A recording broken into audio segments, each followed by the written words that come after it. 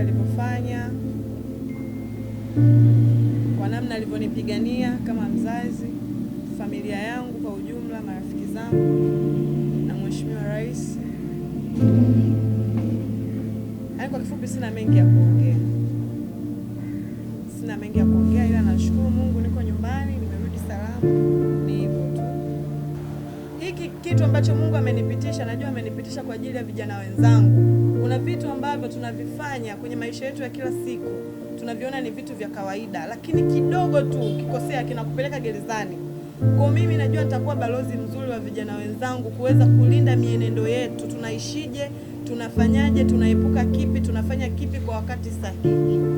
Yaani hilo mimi mjiandae huko, vijana wote mnaoniangalia mimi kama mfano. Yako makosa mengi ambayo tunayafanya kwenye maisha yetu ya kila siku tunaona ni kawaida, lakini kimsingi ni vitu vikubwa sana. Kwa mimi niishie tu hapo, na mkipata magumu msilaumu sana. Mwenyezi Mungu anayo sababu kwa kila kitu. Hakuna kitu kinatokea duniani bila idhini yake. Sawa kusema zaidi ya kumshukuru Mheshimiwa Rais, DPP na wote walioshiriki kwa kusaidia sisi kuweza kutolewa. Mama yuko kazini.